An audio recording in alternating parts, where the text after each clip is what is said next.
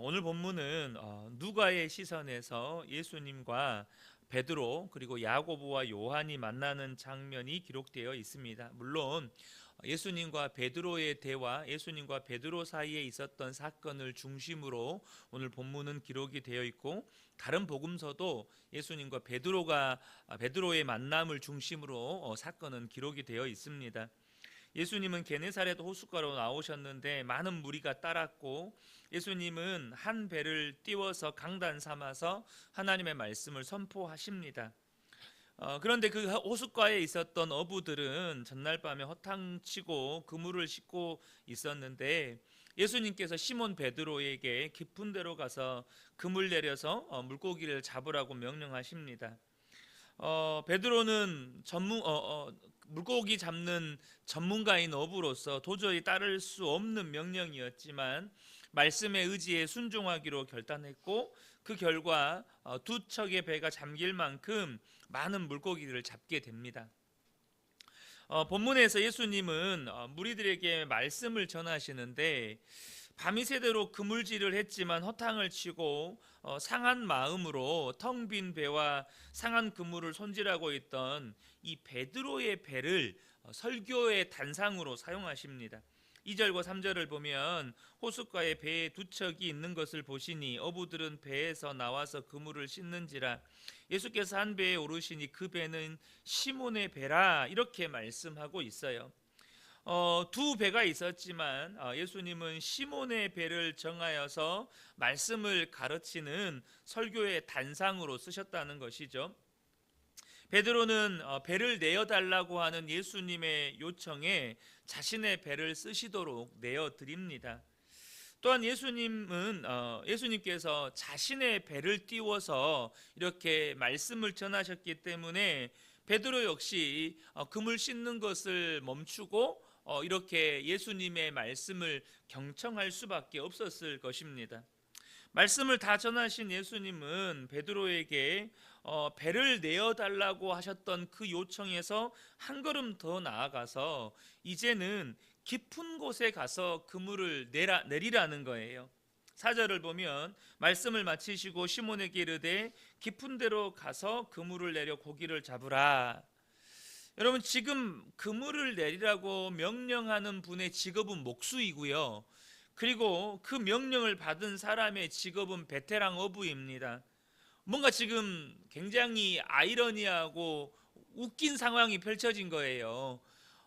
나무로 어떤 물건을 만드는 전문가인 목수가 물고기 잡는 베테랑 어부에게 깊은 데 가서 그물을 던져보라고 지금 훈수를 두는 거죠.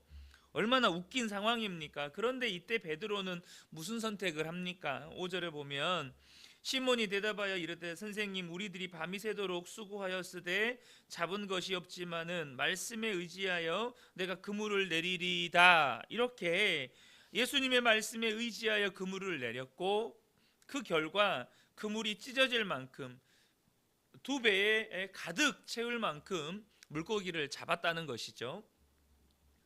본문은 우리에게 순종에 관하여서, 그리고 우리가 예수님을 따르는 온전한 예수님의 사람으로, 믿음의 사람으로 세워져 가는 부분에 있어서 중요한 몇 가지 원리를 말씀해 줍니다.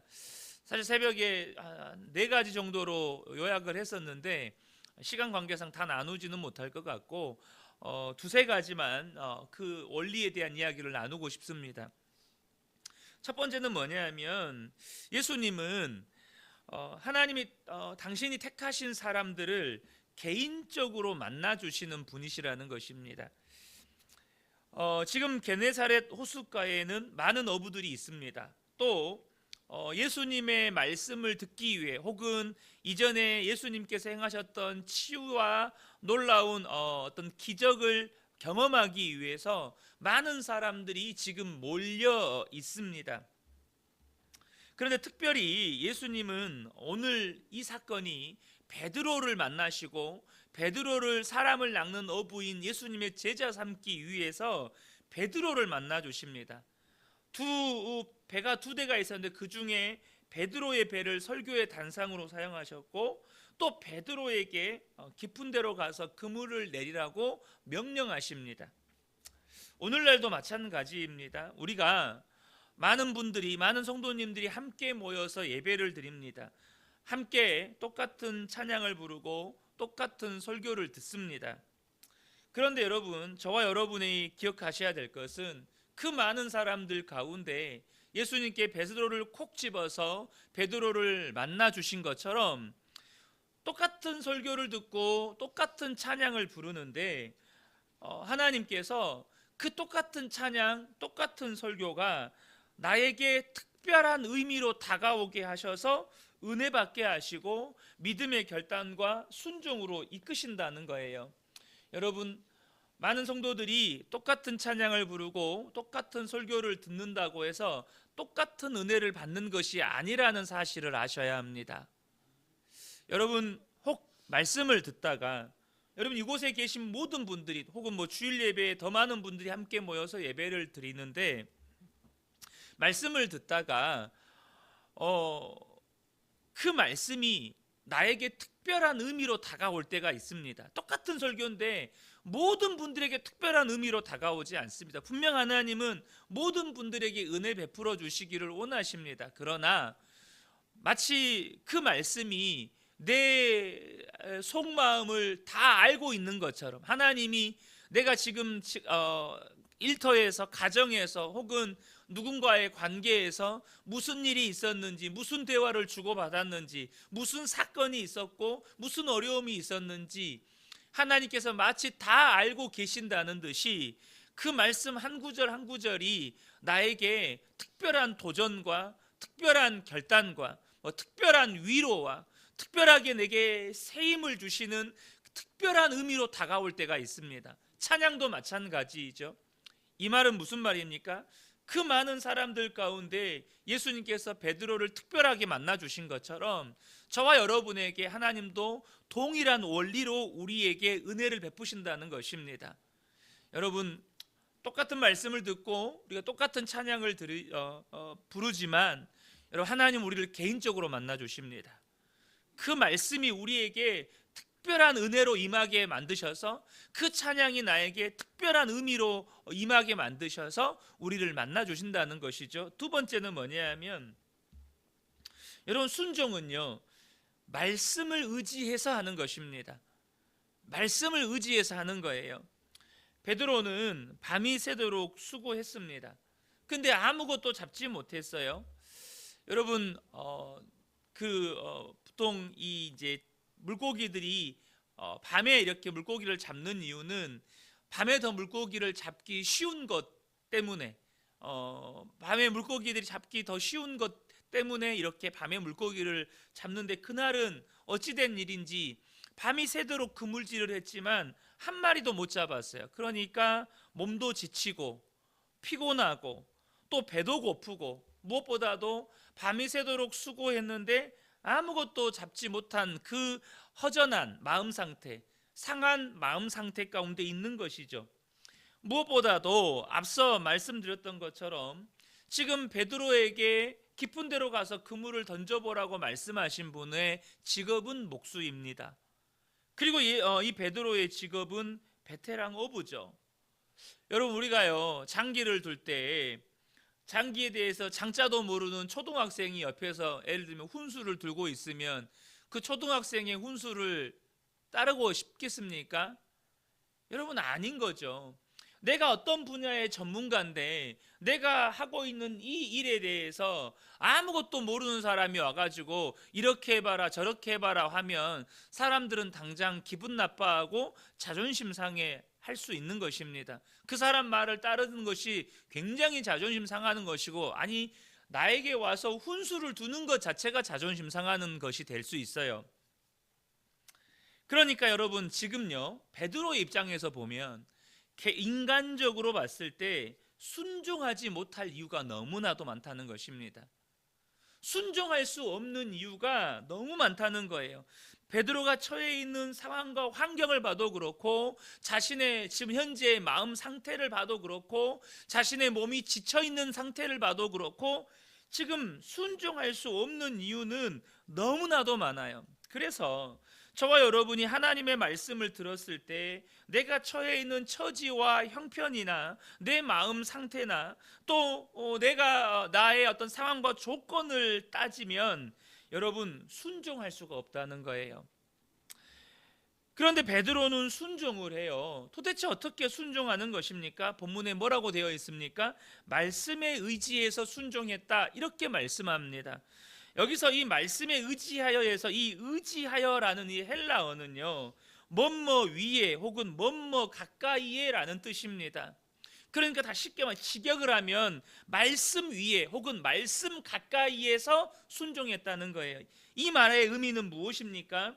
베드로는 자신이 순종해야겠다, 순종하지 말아야겠다라던 어떤 판단과 결단을 내릴 때 자신이 처해 있는 마음 상태나 혹은 자신이 처해 있는 상황과 형편 위에다가 자신의 생각이나 판단을 세우지 않았다는 거예요.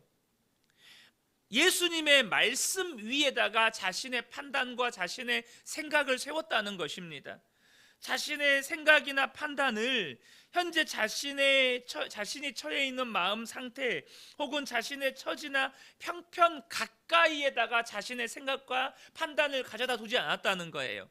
하나님의 말씀, 예수님의 말씀 가까이에다가 자신의 생각, 자신의 판단을 두었다는 것입니다. 그러니까 여러분, 우리는 언제 순종할 수 있습니까?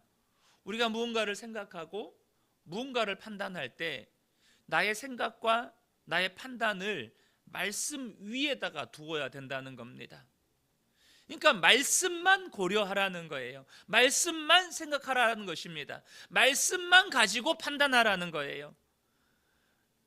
내가 무언가를 판단하고 무언가를 결정할 때, 무언가를 생각할 때 그 생각을 말씀 가까이에다 두라는 거예요. 그 생각을 상황이나 어떤 처지나 형편 가까이에다가 두지 말고 말씀 가까이에다가 나의 생각과 나의 판단을 두라는 것입니다. 그래야 순종할 수 있다는 거예요. 사랑하는 성도 여러분, 왜 순종이 잘 안 될까요? 지금 내가 생각을 말씀 위에 두지 않기 때문입니다. 나의 판단을 지금 말씀 가까이에다 두지 않기 때문이에요. 내가 처해 있는 상황을 생각하면, 처지와 형편을 생각하면, 내 감정과 내 마음 상태를 생각하면 절대 순종할 수가 없는 거예요. 여러분, 순종은 말씀을 의지해서 하는 것입니다. 세 번째는 뭐냐면 작은 순종이 큰 순종을 불러온다는 거예요. 작은 은혜가 큰 은혜를 불러온다는 것입니다. 베드로를 향한 예수님의 첫 번째 요청은 뭐였냐면 베드로의 배를 물 위에 띄워서 말씀을 전하는 이 설교의 단상으로 써도 되겠느냐는 거예요. 물론 오늘 본문에 예수님이 그렇게 말했다라는 기록은 없어요. 그런데 베드로의 배를 지금 물 위에 띄워서 설교의 단상으로 쓰고 계시는 거죠. 그러면 여러분, 그 과정 없이 갑자기 예수님 나타나가 야, 배 내놔 이렇게 하셨겠어요? 그게 아니죠. 지금 그물 싣고 배 정리하고 있는 베드로에게 내가 너의 배를 띄워가지고 말씀을 전해도 되겠느냐라고 물어보시는 거죠. 베드로는 기꺼이 자신의 배를 예수님께 내어드립니다. 그러니까 지금 배도 정리해야 되고 그물도 씻어야 되는 상황에서 예수님의 요청이 불편할 수도 있는데 기꺼이 자신의 배를 내어드렸다는 거예요. 자신의 배를 내어드리고 있으니 하던 일을 멈추고 예수님이 전하는 말씀을 들을 수밖에 없는 것이죠. 그리고 예수님께서 말씀을 다 전하고 난 다음에는 배 주인이었던 배 주인인 베드로에게 깊은 데로 가서 그물을 내리라고 하신 거예요. 그 과정 사이에 예수님께서 배를 빌려서 말씀을 전하고 또 베드로에게 이렇게 그물을 내리라고 말씀하시기까지 과정 사이에 예수님께서 무슨 말씀을 전하셨는지 또 그 말씀을 들은 베드로의 마음에 어떤 변화가 있었는지는 기록되어 있지 않아요. 그러나 우리는 얼마든지 추측해 볼 수 있죠. 그 전한 말씀, 베드로는 예수님이 전하는 말씀을 통해서 은혜 받았을 것이고 도전 받았을 거예요. 어제 새벽에 나눈 것처럼 예수님의 말씀에서 권위를 느꼈을 것입니다. 그렇게 말씀을 통해서 은혜 받고 도전받은 베드로에게 예수님께서 깊은 데로 가서 그물을 내리라고 말씀하셨을 때에 그 말씀에 의지해서 베드로는 순종하게 된 것입니다. 사람들 중에는 인생의 한방 역전을 노리는 분들이 많습니다. 예를 들어서 로또 당첨을 통해서 인생 반전을 노린다든지, 주식이나 투자를 통해서 대박을 노린다든지, 더 심하면 도박이나 해서는 안 되는 사기와 같은 범죄에 손을 대기도 하죠. 그러다가 그 모든 재산을 날리고 감옥에 가기도 하고 어려움을 겪는 분들이 많습니다. 그런데 여러분, 신앙생활도 이와 비슷한 방식으로 하시는 분들이 있어요. 어느 날 갑자기 하나님께서 환상을 보여주시고 신비한 능력을 체험하게 하시고 내게 각종 성령의 은사들을 막 부어주셔서 내가 정말 놀라운 하나님의 능력의 사람 됐으면 좋겠다, 내가 정말로 놀라운 믿음의 사람 됐으면 좋겠다, 이런 생각을 하는 것이죠. 여러분, 그러나 신앙생활은 인생 한 방을 노리는 게 아닙니다. 작은 은혜가 쌓여서 큰 은혜가 되고, 작은 순종이 쌓여서 큰 순종을 불러오는 거예요. 베드로가 그렇게 깊은 곳에 가서 그물을 내리는, 더 나아가서 내가 너를 사람을 낚는 어부가 되게 하리라는 말씀에 자신의 모든 것을 버려두고 예수님을 따르는 순종을 할 수 있었던 이유는 뭐냐 하면, 예수님의 작은, 어떻게 보면 사소한 요청, 내가 오늘 당신의 배를 오늘 이 사람들에게 말씀을 전할 때 설교 단상으로 써도 되겠냐고, 잠깐 당신의 배를 내가 빌려도 되겠냐, 귀찮은 일이죠. 배도 정리해야 되고 그물도 정리해야 되는데 그 귀찮음을 감수하고 베드로는 자신의 배를 내어드립니다. 그리고 예수님이 말씀을 전하실 때 그 말씀을 통해서 은혜 받습니다. 그리고 깊은 데로 가서 그물을 내리라고 말씀하실 때 베드로는 깊은 데 가서 그물을 내리는 순종을 하게 되고 정말 만선의 축복을 누리게 되는 것이죠. 근데 만선의 축복이 진짜 축복은 아니었습니다. 무엇이 축복이었습니까? 예수님을 따르는, 평생에 사람을 낚는 어부가 되는 온전한 예수님의 제자여 믿음의 사람의 첫 걸음을 내딛게 되는 것입니다. 오늘 이 말씀 가지고 나눠야 될 부분들이 많지만 분명한 것은, 여러분, 신앙에요, 인생 한 방은 없습니다. 신앙생활에 인생 역전 이런 거 없어요. 여러분, 작은 은혜가 쌓여서 큰 은혜가 되고, 오늘 내게 주신 말씀에 그게 아주 사소한 것이라 할지라도 그 말씀에 번거롭기도 하고 귀찮기도 하고 또 좀 불편하기도 하지만 그 말씀에 순종하는 그 순종이 쌓여갈 때 저와 여러분의 삶에 주님께서 어느 날 깊은 데로 가서 그물을 내려라, 말도 안 되는 상황인데 주님이 말씀하시는데도 주님, 내가 말씀에 의지하여 순종하겠습니다, 이게 되는 것입니다. 내 삶에 작은 순종이 없는데 어느 날 갑자기 깊은 데로 가서 그물을 내리는 순종이 되지 않는다는 거예요. 그리고 그렇게 믿음의 순종이 쌓여가고 은혜가 쌓여갈 때 나는 어느 순간 예수님을 온전히 따르는 믿음의 사람으로 변화되어져 있는 것입니다. 사랑하는 성도 여러분, 저와 여러분이 이 놀라운 영적인 원리를 놓치지 않으셨으면 좋겠습니다. 어느 날 갑자기 엄청난 은혜가 부어지는 게 아니라 오늘 하루의 순종, 사소하지만 하나님의 말씀에 은혜 받고 그 은혜를 쫓아 순종하고 그게 쌓여서 내가 온전한 믿음의 사람으로 변화되어져 가는 것입니다.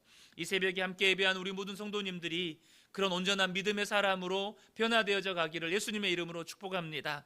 아멘.